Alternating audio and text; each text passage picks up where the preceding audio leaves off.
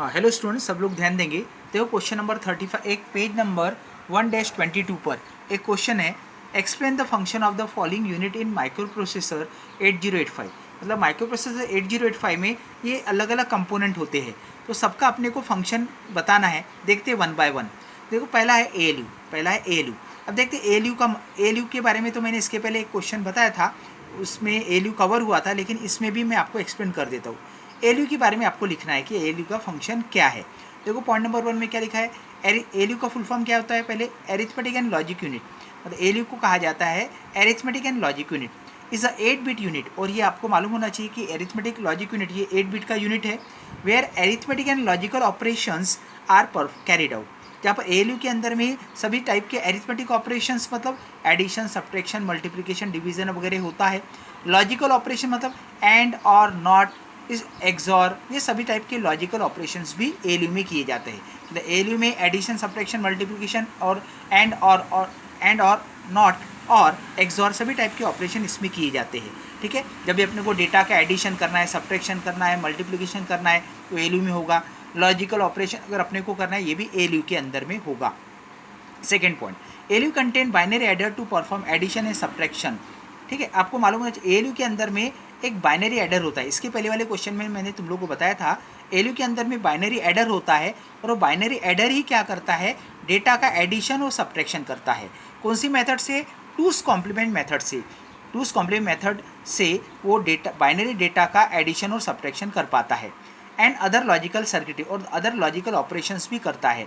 तो एलयू के अंदर में एक बाइनरी एडर करके एक पार्ट है जो डेटा का एडिशन, सब्ट्रैक्शन करता है, लॉजिकल ऑपरेशंस भी परफॉर्म करता है। कौन सी मेथड से, टूस कॉम्प्लीमेंट मेथड से, जो कि टूस कॉम्प्लीमेंट मेथड 11th क्लास में मैंने आपको पढ़ाया था।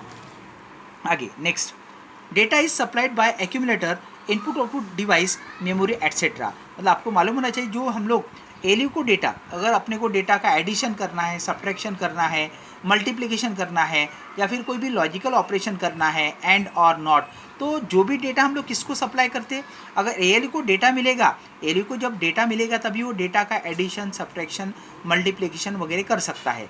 तो डेटा हम लोग किससे सप्लाई करते हैं, data is supplied by accumulator. हम लोग एक्यूमुलेटर के थ्रू एलयू को डेटा दे सकते हैं, या इनपुट आउटपुट डिवाइसेस जो होते हैं, इनपुट आउटपुट डिवाइसेस के थ्रू भी हम लोग डेटा एलयू को दे सकते हैं, या मेमोरी के थ्रू भी डेटा हम लोग एलयू को दे सकते हैं।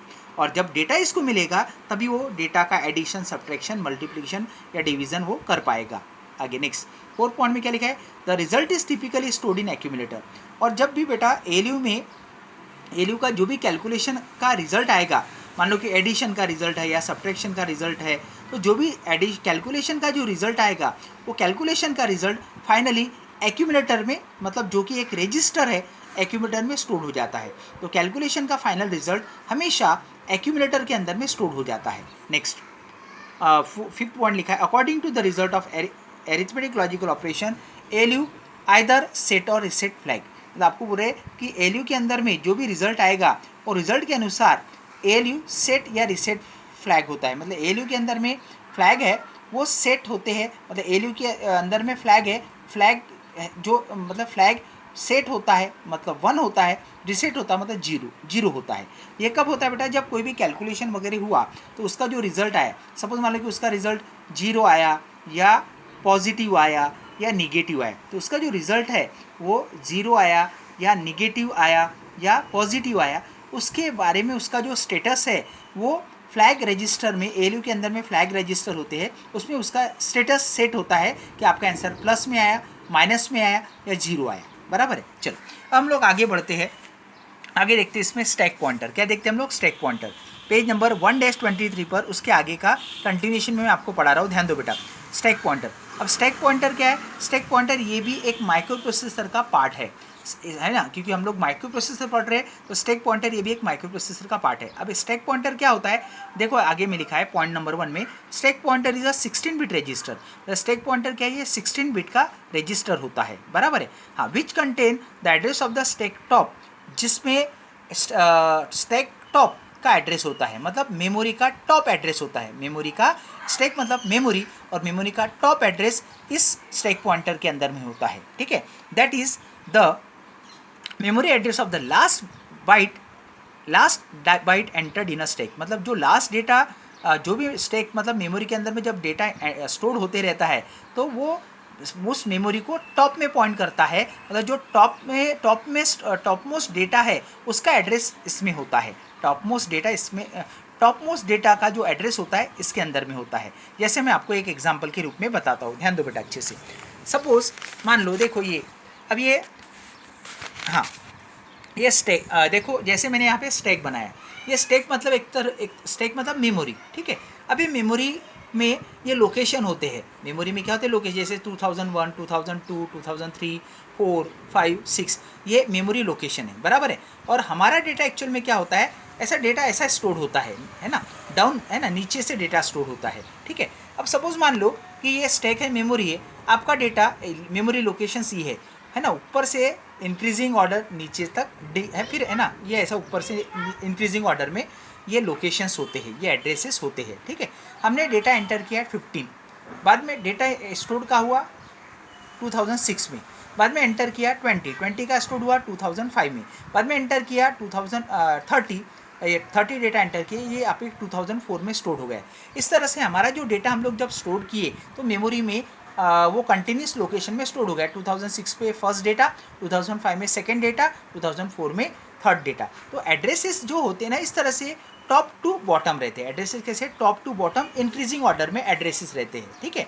हमारा डेटा कैसा स्टोर हो रहा, नीचे से, है ना, नीचे से डेटा स्टोर हो रहा, मतलब 2006 पे फर्स्ट डेटा, 2005 पे सेकेंड डेटा, 2004 पे थर्ड डेटा स्टोर हुआ, ठीक है।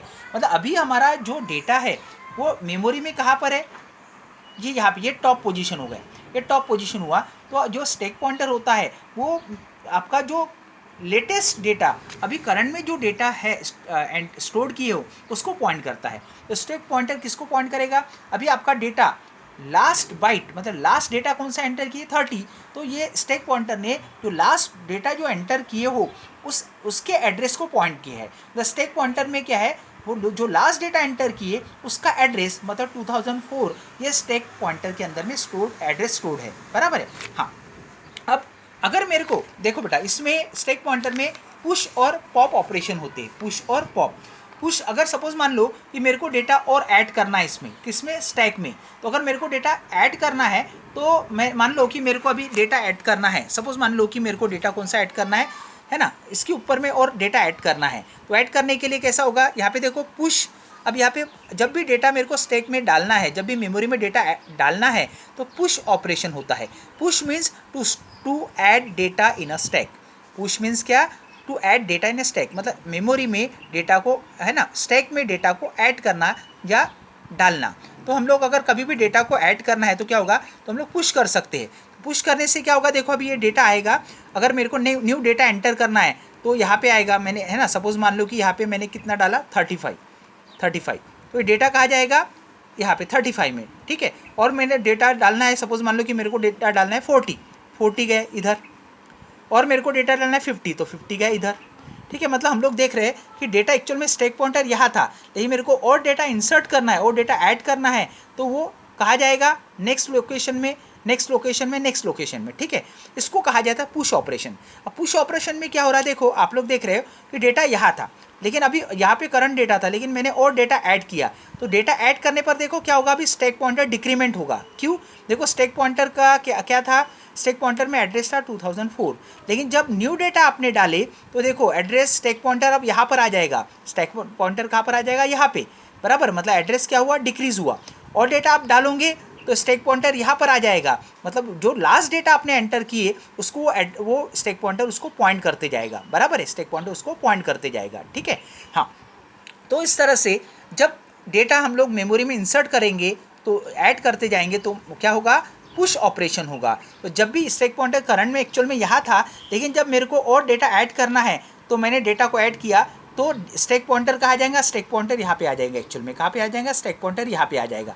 और डेटा मेरे को ऐड करना है तो डेटा यहाँ, स्टैक पॉइंटर यहाँ पे आ जाएगा। मतलब स्टैक पॉइंटर में जब मैं डेटा ऐड करते जाऊँगा मेमोरी में तो वो क्या होगा, स्टैक पॉइंटर क्या होगा, डिक्रीज होते जाएगा। यहाँ से देखो 2004 स्टैक पॉइंटर में फिर एड्रेस कौन सा हो गया, 2003 आ गया, ठीक है। फिर एड्रेस, फिर यहाँ पे डेटा एंटर किया तो स्टैक पॉइंटर और डिक्रीज़ हो गए, मतलब स्टैक पॉइंटर में जो एड्रेस है वो डिक्रीज़ होता है। कब? जब हम लोग पुश ऑपरेशन करते हैं, मतलब स्टैक में डेटा जब इंसर्ट करते हैं तब। अब देखो पॉप, पॉप में क्या होगा? पॉप मीन्स, अब pop means what? To take data from stack, मतलब स्टैक में से डेटा एक एक रिमूव करना है। स्टैक मतलब मेमोरी में से डेटा एक एक रिमूव करना। सपोज मान लो कि अब देखो ये डेटा आपका है ना, इस तरह से डेटा है, ठीक है। 2006 में ये डेटा है, 2005 में ये, 2004 में ये, 2003 में ये, 2002 में ये, 2001 में ये डेटा है आपका। अभी इस तरह से जो डेटा है, अब मेरे को क्या करना है? डेटा स्टैक में से रिमूव करना है। अब स्टैक में से रिमूव करना है तो कैसा होगा? अब रिमूव करना है तो सबसे पहले टॉप मोस्ट डेटा रिमूव होगा, है ना। अगर मैं बीच में से डेटा रिमूव नहीं कर सकता, अगर मेरे को डेटा रिमूव करना है तो सबसे पहले सपोज मान लो ये डेटा को मेरे को रिमूव करना है, ठीक है।